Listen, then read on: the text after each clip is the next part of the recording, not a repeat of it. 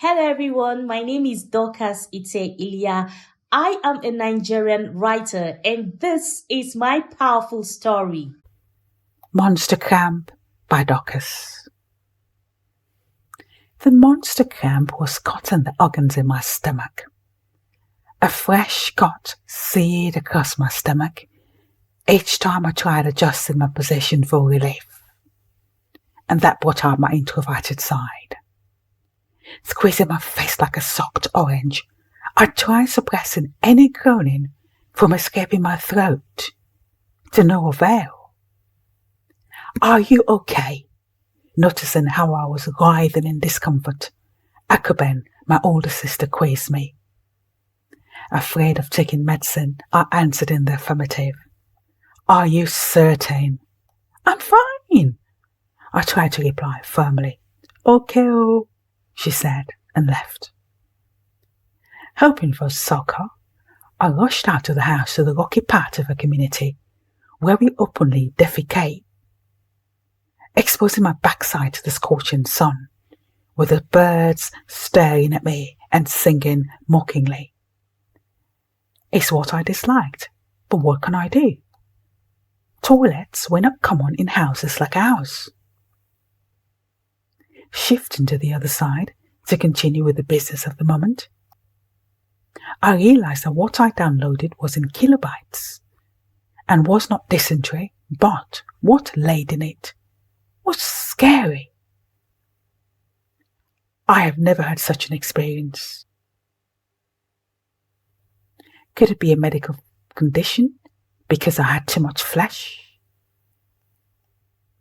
Unanswered questions were running through my mind. I quickly cleaned up and ran home. "Mama!" I called out. Immediately I opened the door. "Yes, what's the problem?"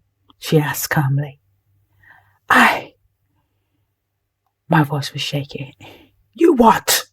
Mama became impatient. "I defecated blood today," I stammered. "Blood?" Her eyes popped. Mouth wide open, she asked. "Yes, Mom.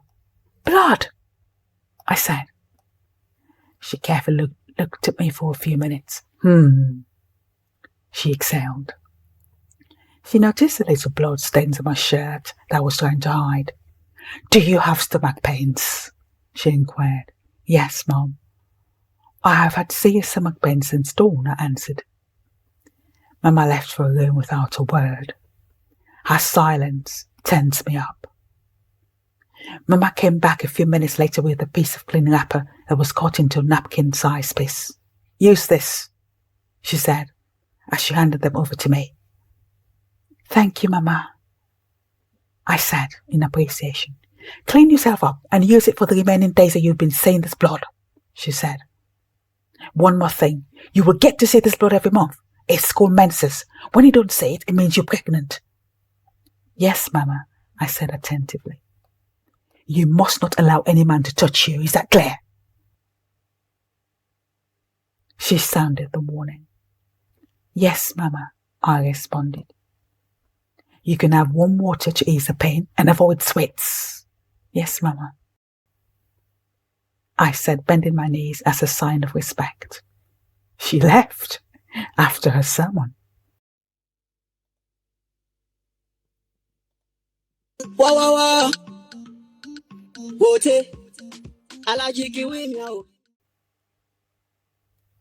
"I will run away when it comes," Mary said. "When what comes?" I asked. "Dorcas, where was your mind when the physical health education teacher, Mrs. John, explained that as girls, our bodies will one day develop, and we will experience changes in our bodies? Menses is one of those changes." Afi lectured me. She was the oldest among my friends. "Sure, I had that, but I didn't hear about the menses stuff," I said. "Well, you'll be seeing blood every month for 2 to 3 days or even more," Mary explained. "Why?" I was curious to know more. "We don't know. Go and ask Mrs. John," Mary responded. The prophecy of Mrs. John in 2002, when the little balls on my chest could hardly be noticed, became a reality in the year 2003. I smiled as I recalled our chat with the girls that year.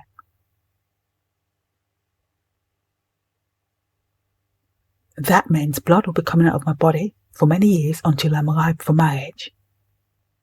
What if my blood finishes? I thought within me, as I folded one of the pieces of wrapper Mum gave me just as she had showed me.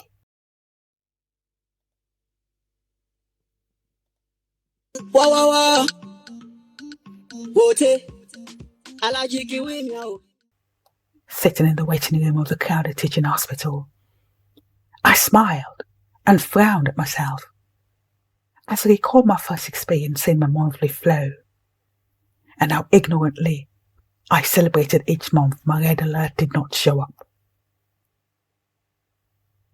Not saying it then saves me from cramps, spending money on sanitary pads, and other discomfort. I nodded my head as I calculated the money I paid from December 2002 to January 2003. Running an investigation to find out why my red alert ceased from October 2022. Dorcas Ilya, the clinic attendant interrupted me. Yes, ma, I answered, and quickly got up from my seat. The doctor wants to see you, she said, and led the way to the consulting room. You have what we call polycystic ovarian syndrome, or PCOS.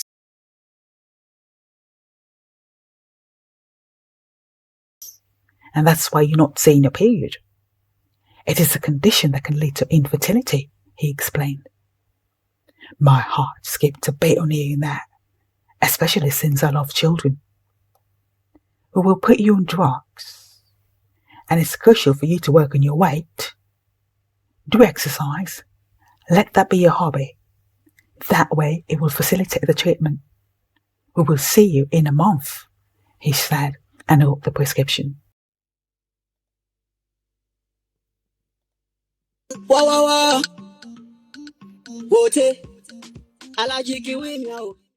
March 2nd, 2023. Red alert came with serious cramps and vomiting, but the joys arrival brought stayed longer than the pains. As the world celebrates 2003 International Women's Day, I donated my Reader's Mite for the purchase of sanitary pads, which were distributed to female students in a village.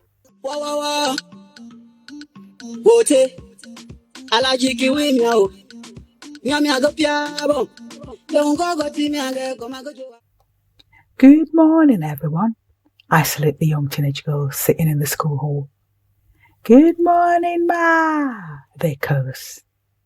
As earlier mentioned by your teacher, we'll be having an interactive session on menstrual hygiene and where to go and what to do when you have an irregular menstrual flow. I smile as I looked at the hall I once sat in years back as a student, now standing as a guest speaker on Red Alert.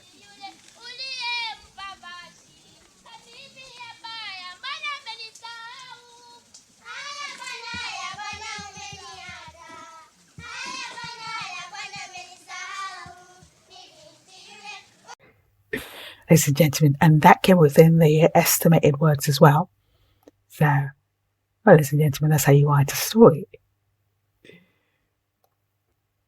That story is going to be featured in the Power of African Stories when I hope to do an interview with Dorcas.